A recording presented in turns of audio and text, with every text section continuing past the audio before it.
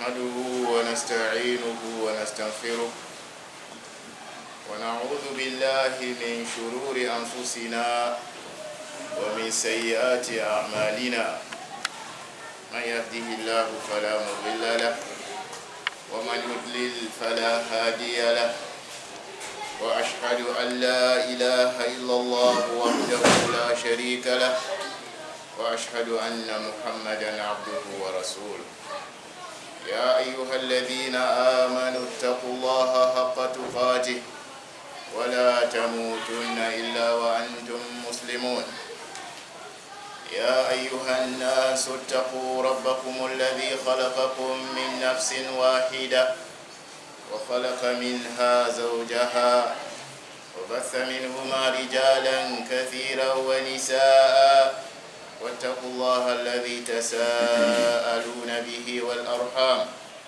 إن الله كان عليكم رقيبا يا أيها الذين آمنوا اتقوا الله وقولوا قولا سديدا يصلح لكم أعمالكم ويغفر لكم ذنوبكم ومن يطع الله ورسوله فقد فاز فوزا عظيما أما بعد فإن أصدق الحديث كتاب الله وخير الهدي هدي محمد صلى الله عليه وآله وسلم وشر الأمور محدثاتها فإن كل محدثة بدعة وكل بدعة ضلالة وكل ضلالة في النار عباد الله أوصيكم ونفسي بتقوى الله تعالى وبتمسك بكتابه العزيز وبسنة رسوله عليه الصلاة والسلام على فهم سلفنا الصالح الذين زكى الله سبحانه وتعالى إيمانهم وعقيدتهم في محكمه التنزيل حيث قال جل شانه فإن آمنوا بمثل ما آمنتم به فقد اهتدوا وإن تولوا فإنما هم في شقاق الآية وشهد لهم الرسول بالخيرية حيث قال خير الناس قرني ثم الذين يلونهم رواه الترمذي في سننه وغيره عن أنس بن مالك رضي الله عنه قال قال رسول الله صلى الله عليه وسلم كل بني آدم خطاء وخير الخطائين التوابون واعلموا عباد الله أن للتوبة شروطا الإخلاص لله والندم على ما فات والإقلاع عن الذنب والعزم على ألا يعود فيه وأن تكون التوبة قبل فوات وقتها ورد المظالم إذا كان الذنب بينه وبين آدمي مثله. فالآن ننتقل إلى بعض أخطاء المصلين في يوم الجمعة وفي صلاتها، ومن أهمها ترك الاغتسال في يوم الجمعة، فإن بعض المصلين يتهاون في شأن الاغتسال في يوم الجمعة ولا يعطي لهذا اليوم العظيم أهمية خاصة، وقد قال عليه الصلاة والسلام غسل يوم الجمعة واجب على كل محتلم، وقال عليه الصلاة والسلام إذا أراد أحدكم أن يأتي الجمعة فليغتسل. ومنها ترك التبكير لصلاة الجمعة، ربما يتأخر بعضهم حتى تقام الصلاة وبعضهم حتى تفوتهم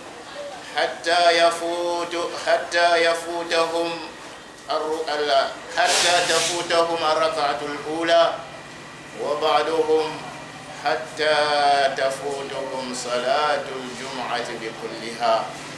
فلا حول ولا قوة إلا بالله العلي العظيم.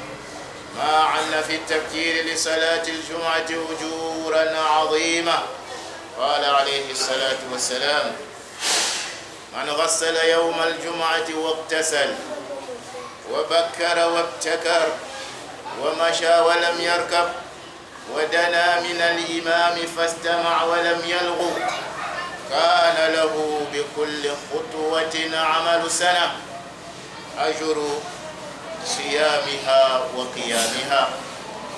ومنها حجز المكان في المسجد بشيء، والرسول صلى الله عليه وسلم يقول: لو يعلم الناس ما في الصف الأول ولو يعلم الناس ما في النداء والصف الأول ثم لم يجدوا إلا أن يستهموا عليه لاستهموا. ومنها أيضا عباد الله الجلوس في مؤخرة المسجد قبل انتهاء الصفوف الأمامية.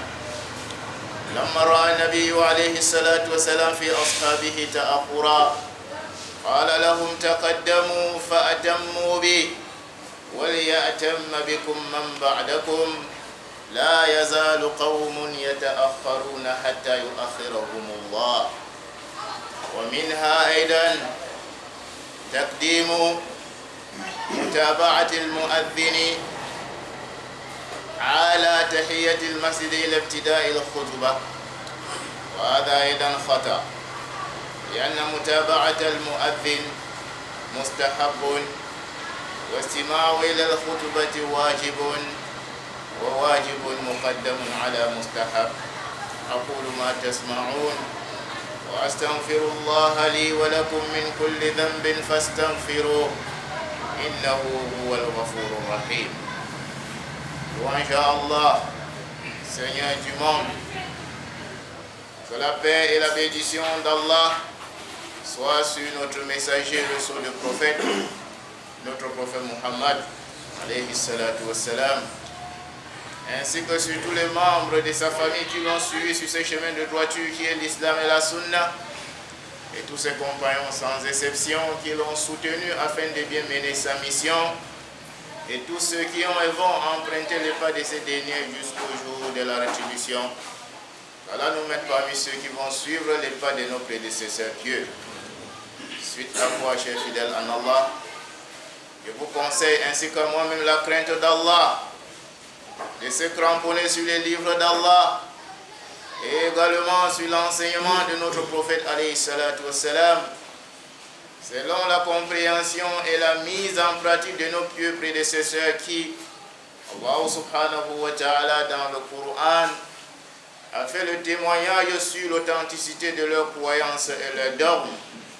Elle a dit: s'ils ont cru de la même façon comme vous avez cru, toi prophète et tes compagnons, ils seront guidés. Mais s'ils s'en détournent et obtiennent un autre chemin de croyance, autre que le vôtre, ils vont vivre la division.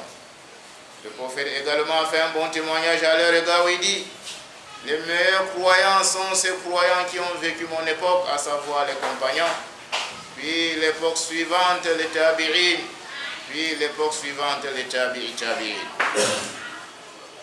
Le prophète alayhi salatu wassalam dit: tout fils d'Adam est voué à commettre de l'erreur. Tout fils d'Adam est voué à commettre des péchés. Chacun peut commettre des péchés, chacun commet des péchés.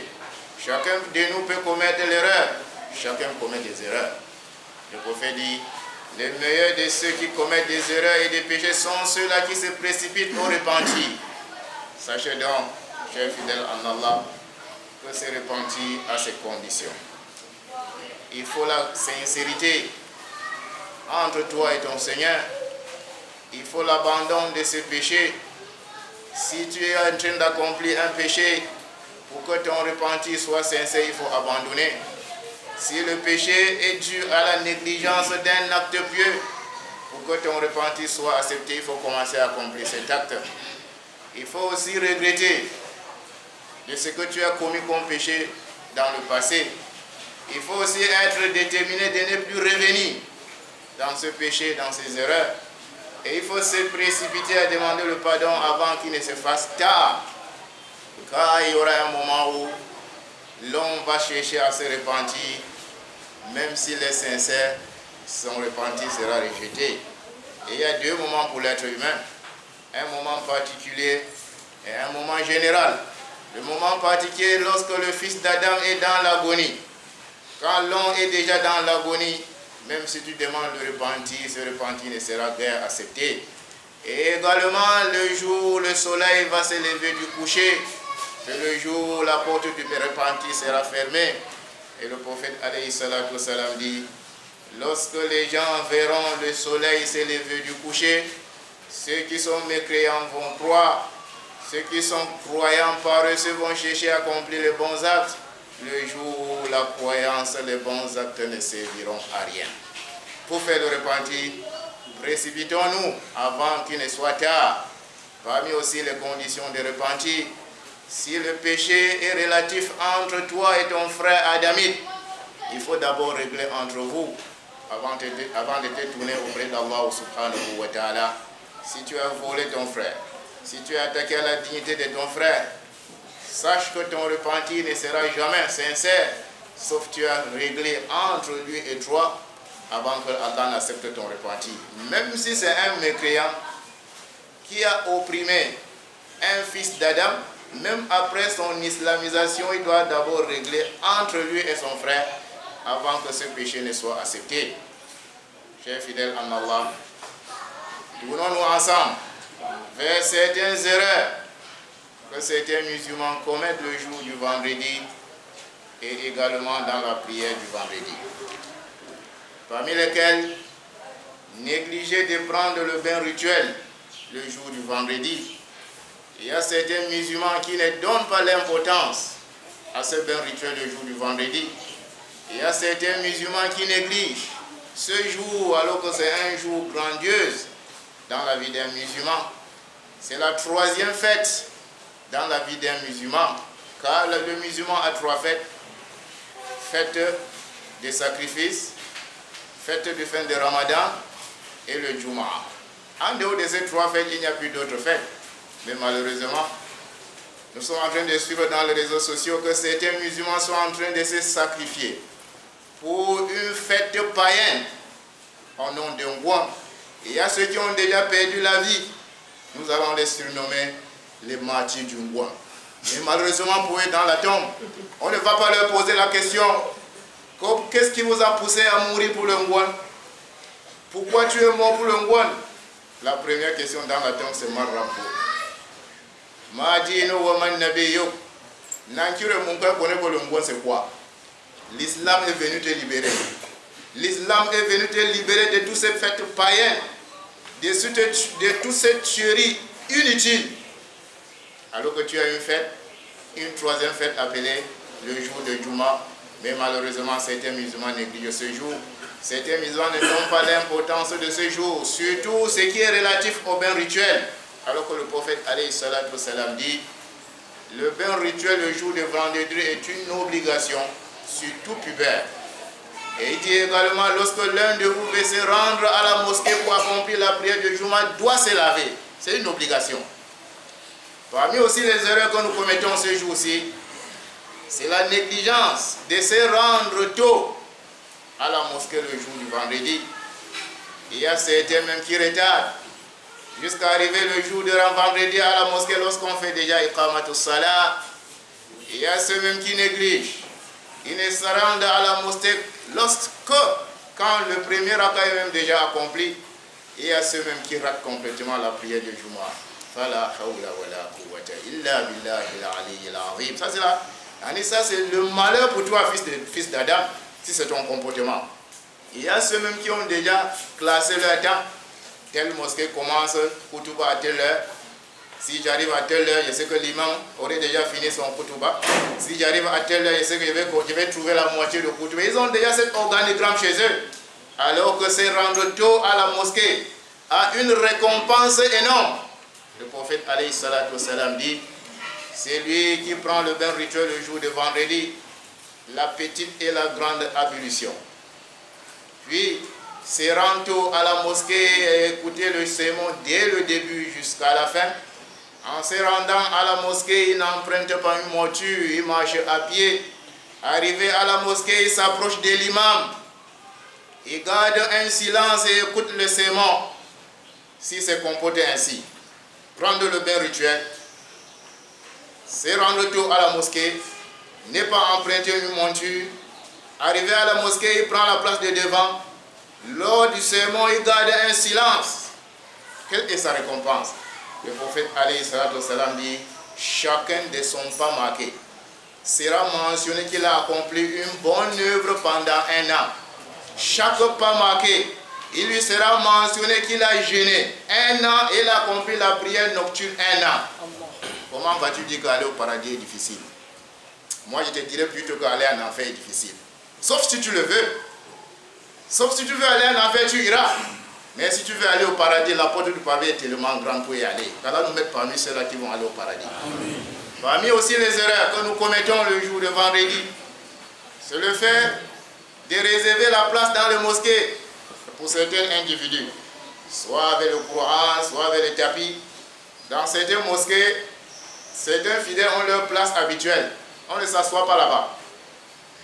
Parfois, si tu es nouveau, tu es dans la mosquée, tu t'assois là-bas, il vient et dit, mon frère, ça c'est ma place. Il se fâche même.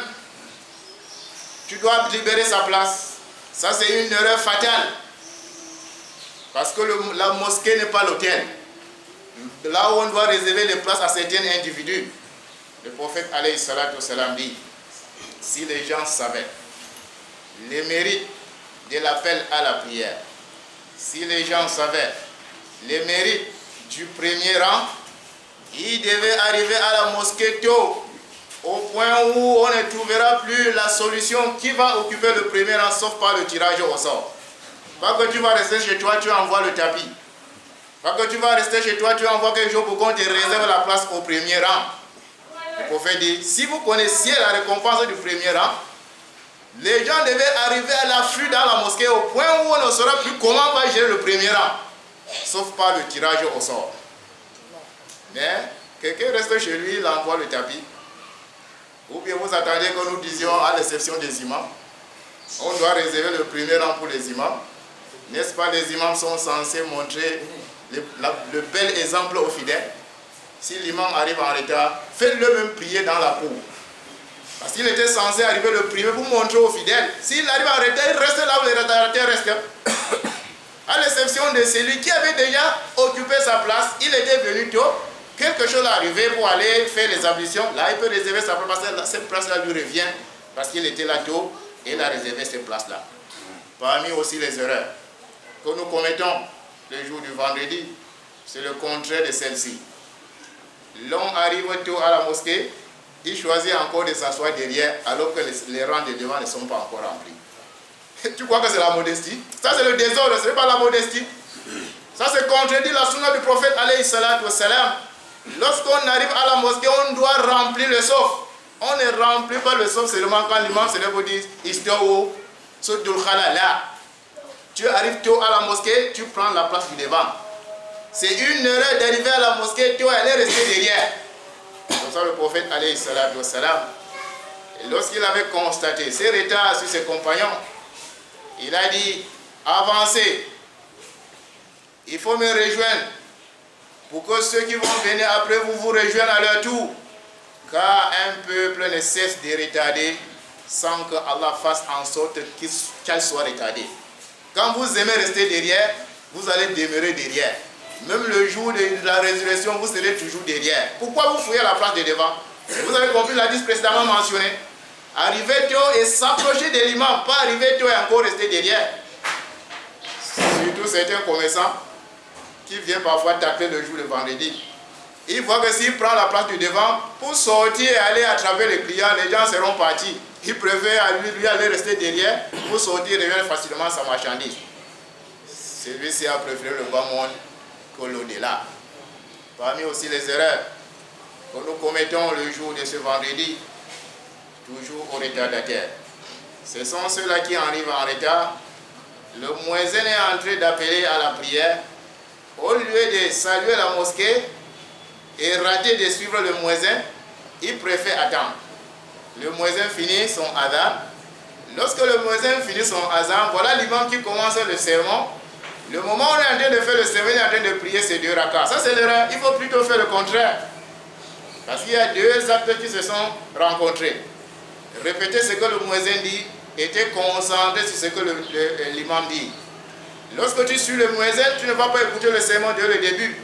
Or, si tu pries tes 2 rakats, tu ne vas pas suivre le muezzin, mais tu vas écouter le sermon dès le début. Suivre le muezzin est un acte surrogatoire et écouter le sermon est un acte obligatoire.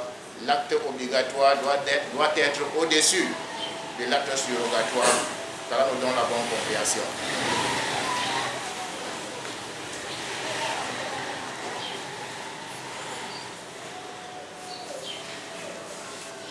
Alhamdulillahi Rabbil Alamin. Salatu wa salamu ala al-mab'us rahmatan lil alamin nabiyina Muhammadin wa alihi wa sahbihi ajma'in. Ashhadu an la ilaha illallah wahdahu la sharika lah wa ashhadu anna Muhammadan abduhu wa rasuluh. Wa min al-afdahi ibadallah al-kalamu athna al-khutbah. Qala alayhi salatu wa salam: إذا قلت لصاحبك يوم الجمعة والإمام يخطب فقد لغوت. وقال أيضا عليه الصلاة والسلام: من مص الحصى فقد لغى. ومنها أيضا رفع اليدين عند الدعاء في الخطبة، هذا خطأ غير مشروع إلا إذا استسقى الإمام في الخطبة. ومنها أيضا قضاء ركعتين لمن فاته الركوع من الركعة الثانية على أنها جمعة، فهذا أيضا ختم ونقص في أداء الفريدة. فالصواب أن من فاته الركوع من الركعة الثانية أن يقضيها 4 ظهرا.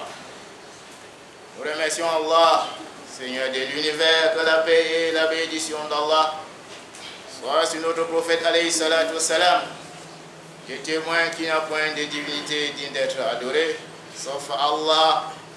Il est l'unique dans sa seigneurie, il est l'unique dans sa divinité, il est l'unique dans ses noms et attributs. Et je témoigne également que le prophète Mohammed alayhi salatu wassalam est son serviteur et son messager. Suite à quoi, chers fidèles en Allah, parmi les erreurs que nous commettons le jour ou bien pendant la prière du vendredi, c'est le fait de parler lorsque l'imam est en train de faire le sermon. Alors que le prophète nous a dit, lorsque l'imam fait le sermon, il faut être attentif, écouter le sermon. Le prophète alayhi salatu wassalam dit, si le jour de vendredi, l'imam est en train de faire le sermon, ton voisin du rang est en train de parler, tu lui dis tais-toi, toi aussi tu as perdu la récompense du Juma. On ne parle pas de celui-là qui parle, son dossier est déjà fermé.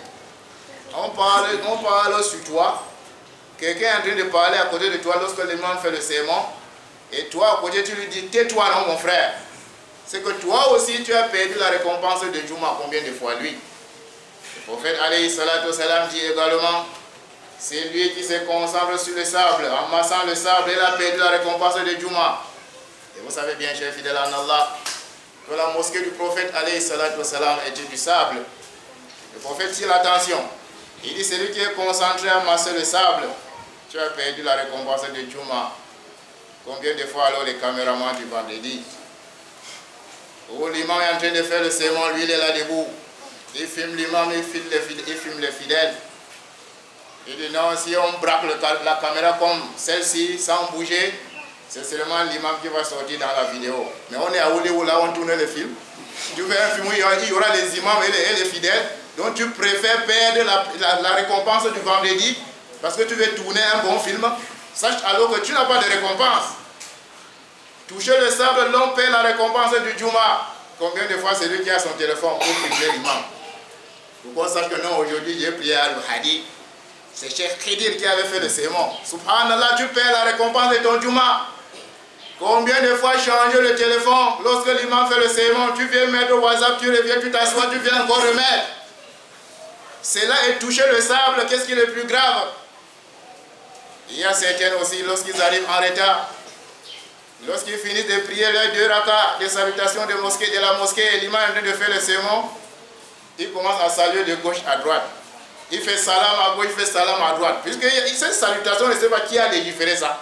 Il y a une salutation que certains ont légiféré. Chacun après 2 rakas, on doit saluer les gens. On fait le sermon, tu me salues. Ne réponds pas à ces salams-là. il tend sa main cale en haut, ne le salue pas. Parce que tu dois être concentré sur ce que l'imam est en train de dire. Sinon, tu vas rentrer seulement avec la récompense des eaux, pas celle de Jumu'ah, qu'Allah nous en préserve. Parmi aussi les erreurs que nous commettons le jour de vendredi, c'est le fait de soulever la main. Lorsque l'imam est en train de faire le doigt à la fin du khutbah, ce n'est pas légiféré. Lorsque l'imam fait le doigt dans le sermon, il soulève seulement le doigt et vous dites seulement Amin. On ne soulève pas la main. Sauf si l'imam fait le istisqa. Istisqa, c'est la demande de la pluie. Si l'imam a choisi de demander la pluie pendant le sermon, c'est là où il va soulever la main et vous aussi, vous pouvez le soulever également. Mais si c'est le doigt habituel que nous connaissons, après la fin, la clôture du sermon, vous dites seulement Amin sans soulever la main. Parmi aussi les erreurs relatives toujours aux retardateurs le jour de vendredi, ce sont ceux-là qui arrivent en retard et ils ratent le recours du deuxième raka. Ça veut dire avant d'arriver, l'imam a déjà fait Semi Allahu liman hamida du deuxième raka. C'est là où il entre dans la prière et après la prière, il paye 2 rakas croyant qu'il a trouvé Juma. Ça c'est l'erreur et le manquement dans l'accomplissement des obligations. Il doit rembourser 4 rakas comme Zuhur parce qu'il n'a pas trouvé Juma. On trouve Juma lorsqu'on trouve le ruku, l'imam dans le ruku dans le deuxième raka. Mais si l'imam a déjà fait Semi Allahu liman hamida, tu entres, tu vas payer 4 rakas, tu as raté Juma et tu vas rentrer plutôt avec Zuhur. اللهم أرنا الحق حقا وارزقنا اتباعه وأرنا الباطل باطلا وارزقنا اجتنابه ربنا آتنا في الدنيا حسنة وفي الآخرة حسنة وقنا عذاب النار ربنا آتنا في الدنيا حسنة وفي الآخرة حسنة وقنا عذاب النار اللهم أحينا المسلمين وتوفنا المسلمين وألحقنا بالصالحين اللهم أحينا المسلمين وتوفنا المسلمين وألحقنا بالصالحين اللهم أحينا المسلمين وتوفنا المسلمين وألحقنا بالصالحين اللهم اجعل آخر كلامنا من هذه الدنيا شهادة أن لا إله إلا الله اللهم إنك عفو تحب العفو فاعف عنا اللهم إنك عفو تحب العفو فاعف عنا اللهم اشف مرضانا وارحم موتانا ربنا تقبل منا إنك أنت السميع العليم وتب علينا إنك أنت التواب الرحيم عباد الله إن الله أمركم بأمر وبدأ فيه بنفسه وثنى بملائكته وثلث بكم إن الله وملائكته يصلون على النبي يا أيها الذين آمنوا صلوا عليه وسلموا تسليما اللهم صل على محمد وعلى آل محمد كما صليت على إبراهيم وعلى آل إبراهيم وبارك على محمد وعلى آل محمد كما باركت على إبراهيم وعلى آل إبراهيم في العالمين إنك حميد مجيد سبحان ربنا رب العزة عما يصفون وسلام على المرسلين والحمد لله رب العالمين.